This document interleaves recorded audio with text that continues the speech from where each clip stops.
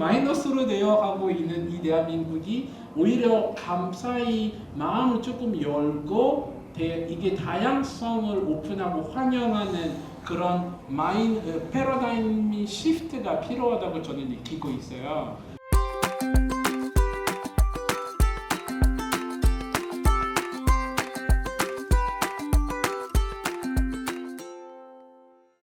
메르제를 초대를 하고 싶은데요. 네. 방금 소개받은 메르젤이라고 하고요. 일단 네, 저 카메라에서 왔고 한국 생활을 지금 13년 차를 지금 하고 있습니다. 그래서 가끔 가다가 제가 카메라 사람인지 한국 사람인지 프랑스 사람인지 일 때문에 또 미국 쪽도 많이 접하고 저는 도대체 어느 사람인지 가끔 헷갈릴 때가 많거든요. 그래서 오늘 이 북콘서트에 초대를 받았을 때 정말 부담스러웠어요. 제가 어떤 식으로 제가 이 책을 읽고 그리고 지도로 아까 나왔는데 보셨다시피 나이지리아랑 카메룬 붙어 있잖아요. 저희 나이지리아 동부 지역에 바로 전체적으로 커버하고 있는 나라로 보시면 돼요. 이 어떻게 보면은 때로는 카메룬이랑 나이지리아는 형제 나라로 볼 수 있고 때로는 왼수 나라로 볼 수 있고 때로는 서로 막 공감해주고 서로는 이게 주먹이 나와서 하고 그런 옆에 이웃집이죠. 이웃집이기 때문에 그런 관계를 계속 오가는 그런 나라기 때문에 어떻게 보면 저한테는 제일 가깝고 이해하고 저희 이 시리즈 가운데 뭐 있는 그대로 르완다, 있는 그대로 이티오피아, 있는 그대로 등등등 있는데 제 입장에서는 있는 그대로 카메룬 이후에 가장 가까운 그런 내용을 다루는 그런 책이어가지고 저는 거절을 할 수가 없었습니다. 저 책을 받아가지고 한 일주일 전에 정도 받아가지고 주 어떤 다이어널로 읽었다고 하는데 저는 그 시간이 짧아가지고 그래도 너무 관심 있게 읽었어요. 왜냐면 이 내용들은 어떤 식으로든 학교에서든 일상생활에서든 한 번쯤 읽어봤던 들어봤던 이야기해봤던 이야기이기 때문에 맞다 이런 이야기 있었지 이런 사건도 있었지 이런 모습도 있었지 라는 그런 페이지마다의 그런 공감들이 하나씩 있어가지고 그래서 제가 다 읽고 나서 결론 하나 지었습니다. 작가님이 정말 나이지리아를 사랑하고 너무 와닿았던 그 마음을 저는 너무 와닿고 우리 한국 생활하면서 외국인으로서 가끔씩 이런 건 느껴요. 이 사람한테 제가 너무 감동을 줬구나. 근데 이럴 때는 큰 어떠한 과대한 행위할 때가 아니라 예를 들어서 편의점에 들어갔잖아요. 편의점에 가서 거기 알바생이 외국인이 등장했다는 그 긴장감 얼굴이 가득한 그 모습이 영어를 해야겠나? 영어를 해야 돼. 이 순간 어떻게 해야 돼? 그렇게 망설하고 있는 상황에서 외국인이 갑자기 안녕하세요. 한국말을 던지는 거예요. 이 감사 오늘 살았다. 이겨냈다. 그 감사함이 이 감동이 정말 파스칼도 느끼겠어요? 이런 사건이 있을 때는 느껴져요. 이 사람이 정말 이 순간에 나한테 감사하구나. 한국에 와서 한국말을 열심히 잘 배워서 저와 소통할 수 있게 제 수준에 맞춰줘서 고맙다는 그 표정. 그래서 이 책을 읽으면서 정말 제가 작가님한테 똑같은 감사함을 느꼈어요. 나이지리아 현지에서 나이지리아에서 사랑에 빠져가지고 결심을 해서 7년 동안 사업가로 지내다가 또 버리지 않고 이 나이지리아에 대한 애정과 사랑을 버리지 않고 돌아와서 이런 기회가 왔을 때 또한 시간을 정말 이 땀과 피해의 결과로 이 책이 나왔던 정말 말로 표현할 수 없는 그런 시름 가운데 있고 그러면서도 나이지리아에 대한 이 감동과 이 마음을 저도 느끼면서 많이 이해하고 공감하고 와닿던 것 같아요. 책 자체가 내용이 너무 깊고요. 정말 이 수준으로는 아마 초등학교 학생도 이거 쭉쭉 읽고 이해할 수 있을 것 같아요. 아주 과학적으로 연구 많이 하시지만 이게 연구자 입장이 아니라 일상생활에서 경험하고 봤던 체험했던 나이지리아로 이렇게 정리돼가지고 저도 읽으면서 너무 재미있었어요. 이게 쉽게 수준과 이게 단어와 그리고 무엇보다 한국 사람 대상책이다 보니까 한국이랑 항상 비교하면서 그래서 저는 한국 사람이면 이거 읽을 때 너무 비교가 되고 공감이 될 것 같다라는 생각 많이 들었고요. 그리고 이 두 번째는 나이지리아랑 카메룬 많이 붙어 있잖아요. 바로 붙어 있어가지고 역사적으로 저희 많이 싸웠어요. 아까 비아프라 전쟁도 나왔고 식민지 이야기도 나왔고 노예 무역도 나왔고 이 모든 이야기는 카메룬과 공동된 이야기들이에요. 더군다나 개인적으로 아마 2000년도 초반부터 저희 부모님이 카메룬에서 다니신 교회는 나이지리아 출신 선교사님이 개척한 교회예요. 그래서 저와 아까 의상들 있잖아요. 부모들이 되게 화려하게 입는 것들. 저는 2004년도, 5년도 처음 보게 되고 너무 감동적이었어요. 처음에 저렇게 이상하게 입고 도대체 왜 저러냐고. 이게 그 여성들의 모자가 있잖아요. 이게 저는 처음 봤을 때는 이 더운 날씨에 땀이 거기 뻘뻘 흘릴 줄에 저렇게 어떻게 보시지? 거기 것 같게 나이지리아 분들이랑 나이지리아 출신 목사님들하고 선교사님들하고 아주 거의 10년 이상 가까이 지내다 보니까 나이지리아 문화와 나이지리아의 습관과 식습들이 저희도 많이 접하게 되고 많이 친해졌어요. 그래서 이 책 내용을 보면서 어떻게 보면 이 나이지리아의 단점과 장점, 저희가 나이지리아를 이야기했을 때 사랑하는 부분들, 미워하는 부분들, 나이지리아에 우리 품에 안고 있을 때는 이 형제와 이 자매에 우리한테 꼭 필요한 요소가 이거다라고 할 때는 예를 들어서 나이지리아 아까 작가님 말씀하신 것처럼 되게 흔이 강하지만 이 흔 부분 넘어서서는 되게 다이나믹해요. 이게 역사적으로 보면 유럽권, 다시 말하자면 프랑코포니 쪽이랑 앙글로포니 쪽, 나이지리아는 그 영국 식민지였잖아요. 우리 프랑스 식민지였어요. 이게 어떻게 보면 영국 식민지 지역만 가지고 있는 그 흥미가 있어요. 이 다이나믹하고 활발하고 아까 아침부터 주먹 날리고 막 싸우고 하는 이 그만큼 또 경제 활동에 엄청난 에너지 쏟아지고요. 저희 카메라에서는 진짜 이런 거 약해요. 이런 나이지리아 사람처럼 우리 열심히만 뛰었으면 나이지리아만큼 라헬스처럼 조금 발전되지 않았을까라는 그런 부러워. 근데 그건 저 좀 약간 의견이 있는데 나이지리아 사람들 바로 다음으로 굉장히 역동적이고 드센 사람이 카메룬 사람이라고 들었는데요. 그래서 많이 싸우더라고. 카메룬이 축구 잘하잖아요, 축구. 아니에요. 이번에 나이지리아도 이기고. 저희는 나이지리아 이길 수 있는 곳 딱 한 군데요. 축구. 저희는 저희 거기로 가지 말자. 거기까지 가지 말자. 포인트만 짚고 넘어가야 되는 부분은 2002년도 아프리카컵 나이지리아에서 진행했고요. 카메룬은 이겼습니다. 그래서 결승에서 이겼습니다. 그걸 꼭 짚고 넘어가야 되는 부분이고요. 할 말 없습니다. 근데 확실히 저희는 나이지리아 이길 수 있는 딱 한 군데는 축구이고요. 나머지는 저희 비교할 수도 없어요. 저희 카메룬에서 저희 한 예를 들자면 아까 홀리우드 나왔잖아요. 홀리우드 못지않게 엄청난 큰 규모의 산업으로 나이지리아가 아프리카 이 문화계에 등장했던 거예요. 그때 홀리우드 이렇게 확장될 때까지는 아프리카 경제 1위 국가는 남아공이었어요. 근데 홀리우드 계기로 나이지리아가 1등 차지하게 된 게 지금 아마 거의 5년 넘었죠. 5년 넘었죠. 네. 그래서 그만큼 이런 문화 산업이 큰 어마어마한 백수이거든요. 그때 당시는 이 온라인이 클라우드 이런 개념이 아예 없었잖아요. 그래서 열심히 편집해서 CD에다가 구워서 그리고 팔기 시작한 거예요. 이게 플랫폼도 없었죠. 그러면은 이게 구운 CD를 갖다가 길거리에서 판매를 한 거예요. 근데 보세요.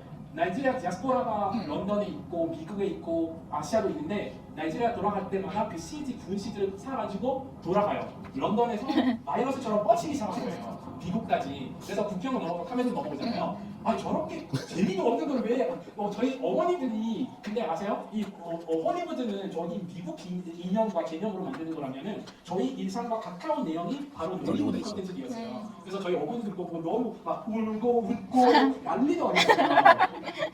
그러면서 이렇게 놀리우드가 확산되기 시작하고 오늘 이렇게 넷플릭스의 놀리우드는 엄청난 그런 비중을 차지하고 있는 걸 저희는 이게 불과 15년밖에 안 되는 거예요. 이 산업 발전되는 역사가. 그런 거 봤을 때 여기서 또 읽으면서 나이지리아는 참 훌륭한 나라. 나이지리아 사람들이 정말 대단한 사람들이구나. 저희 옆에 있으면서는 좀 부끄러운 면이 없지 않아 있어가지고 저 정도 모범으로 저희도 살아야 되겠구나라는 또 한번 챌린지를 받았던 계기여서 그런 위원회에서 저희 작가님한테 또 한번 너무 감사하더라고. 카메룬에 가셨다면은 이런 내용이 너무 재밌었을 거고 나이지리아 가셨기 때문에 이런 스토리들이 나와서 많이 감사했고요.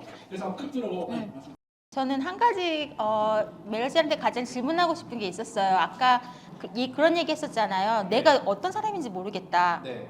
내가 카메룬 사람인가, 한국 사람인가, 혹은 또 그냥 나이지리아랑 또 비슷한 사람인가? 네. 왜냐하면 어떤 배경은 카메룬이지만 이게 다양한 세상을 보잖아요.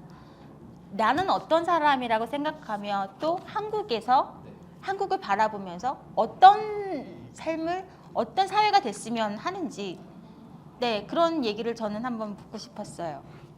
아니 중요한 질문이면서도 어려운 질문. 어려운 질문이죠. 어려운 고민이 질문. 많이 된대요. 저 13년 전에 한국에 처음에 왔을 때 공항에서 카메라 완전 프레시, 완전 아무것도 모른 채 인천공항에서 도착해서 거기 그 안에 데스크에 있는 분이 영어도 안 됐어요. 그래서 영어로 물어보는데 한국어를 대답해 주셔가지고 조금 망설하는 그런 어려운 그때도 아침 5시였나? 그래서 새벽 5시여가지고 공항에서 길을 잇고 어렵게 리무진 버스 타고 기사분이 영어 한마디도 못 하셔가지고 왕십리 어딘가를 좀 내려다 버리시고 타야 되는데 저기 편의점 아저씨한테 가서 물어보는데 근데 이 아저씨가 착하셔가지고 영어 못하시지만 종이를 하나 꺼내셔서 이 버스 번호를 적어주시고 이렇게 돌려보내주셨거든요.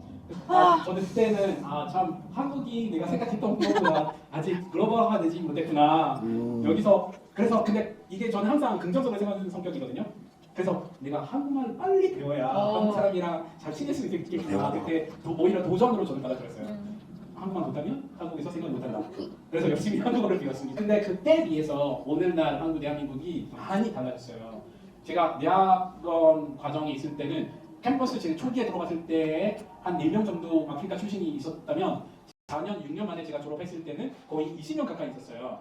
그래서 그런지 학교에서는 웬만한 강의는 영어로 하고 싶어하고 이렇게 대학생들끼리 모임이 많이 이런 자발적으로 시작하면서 지금 제가 졸업 16년 했거든요. 지금 그리고 직장생활을 하고 있는데 오히려 제가 한국말 하는 거에 대해서 학교에서는 굳이 안 해도 돼요. 그냥 영어로 표현하면 된대요. 오히려 제가 이상한 사람인 거예요. 괜히 배웠다. 괜히 괜히 배워서 거. 그래서 이게 13년 만에 한국이 많이 달라졌구나, 많이 변했어요. 이런 속도로 변하는 국가는 저는 미국, 아프리카 어디든지 본 적이 없어요. 그래서 저는 항상 한국 사람들한테 약간 격려와 인정해주고 싶은 말 하나는 한국 사람 마음만 먹으면 빨리빨리 있잖아요. 말 그대로 빨리빨리 달라져요. 오히려 저희는 따라하기 맞추기는 너무 고통스러워요. 그래서 그거 첫 번째인 거고요. 그런 면에서 저희 입장에서 한국한테 일단 이렇게 맞춰주고 그런 과정에 대해서 오히려 감사하게 생각하는 부분이 있어요. 두 번째, 아까 작가님도 말씀하셨지만 이렇게 한국이 이 K-팝, 한류, 뭐 K-드라마, 요즘 K-스타트업 그리고 KIT 여러모로 대한민국이 이게 세계 무대에 올라갈 만큼 사람들이 오히려 주목받고 있다고 볼 수 있죠. 그만큼 아프리카뿐만 아니라 전 세계적으로 이제 한국이 찾아오고 있어요. 저희 교회는 한때는 저희만 외국인이었어요. 거의 10년 가까이 우리 유일한 외국인이었는데 최근에 남미, 유럽, 미국에서 그냥 한국 드라마를 보다가 무작정 한국에 찾아오는 애들이 많이 오고 있어요. 이게 코트디부아르에서 오고 남아공에서 오고 모로코, 튀니지 와가지고 한국어 배우고 싶어한다, 한국 문화를 알고 싶어한다라는 그런 이야기를 많이 듣게 돼요. 그래서 이렇게 많이 찾아온 만큼 한국도 개선해야 되는 부분들이 제가 봤을 때는 많거든요. 이게 한 예로 아까 작가님 말씀하신 이런 그 출입국 프로세스들부터 해가지고 이렇게 많이 찾아오는데 저 더군다나 있잖아요. 출산율이 지금 마이너스로 내려가고 있는 이 대한민국이 오히려 감사히 마음을 조금 열고 이게 다양성을 오픈하고 환영하는 그런 패러다임 시프트가 필요하다고 저는 느끼고 있어요. 그래서 그런 계기에 이런 책도 그런 역할을 해주고 있다고 생각해요. 그래서 아프리카 인사이트 이런 시리즈를 하는 데는 정말 큰 역할을 하고 있는 이 컨텐츠가 한국 사람들이 이런 걸 읽었을 때 정치계, 뭐 교육계, 연구하는 사람들이 특히 문화 쪽에서 또 움직이고 있는 사람들이 이런 컨텐츠를 봤을 때에 오히려 마음을 조금 열고 이게 다 그쵸 보통 틀리는 게 아니라 다르다는 그거를 다시 한번 기억을 하고 나이지리아 카메룬에서 오는 이 열방에서 찾아오는 이들을 조금 더 받아들일 수 있지 않을까라고 저 기대해 봅니다.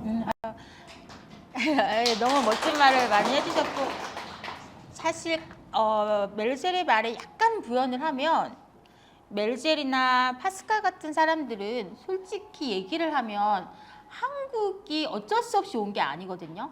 유럽이나 미국이나 다른 나라에서 충분히 장학생으로 해외로 갈 수가 있는 사람들이에요. 근데 이런 친구들이 한국을 찾은 이유는 아까 굳이 품질이 안 좋은 널리우드 영화를 보는 그런 정체성을 느끼고 싶은 것처럼 이제는 서양 위주의 그런 이데올로기가 지겨운 거예요. 어떻게 보면. 그래서 ICT적으로도 되게 성장해 있고 K-드라마 봐도 굉장히 참신하고 한번 새로운 국가를 가보자. 이 사람들한테는 엄청난 도전인 거거든요. 그리고 어떻게 보면 이 서양 중심의 사회로부터 조금은 벗어나고자 하는 어떤 도전 정신 있는 사람들이고 근데 막상 와보면 그 ICT가 없고 차별이 있는 거예요. 그럴 때의 괴리감들이 얼마나 많을까. 저는 사실 출산율 뭐 그런 것도 다 있지만 이런 인재들이 솔직히 말하면 파스칼 같은 경우는 뭐 대학원 졸업하고 나서 직장이 없으면 비자를 받을 수가 없잖아요. 그냥 구직 비자 2년 있다가 구직 비자로 있다가 직장 못 구하면요. 그냥 돌아가야 돼요. 방법이 없어요. 네, 많은 이런 젊고 정말 한국어도 정말 잘하고 많은 어떤 지적인 자산을 많이 가진 친구들을 오히려 이용을 많이 해서 이런 친구들은 영어도 잘하죠. 한국말도 잘하죠. 네, 왜 그런 자원을 우리의 한국의 문화 안으로서 담아서 정말 더 멋진 선진국으로 나아가지 않을까? 저는 그게 참 안타까워요. 네, 왜냐하면 그건 우리나라를 위한 거거든요.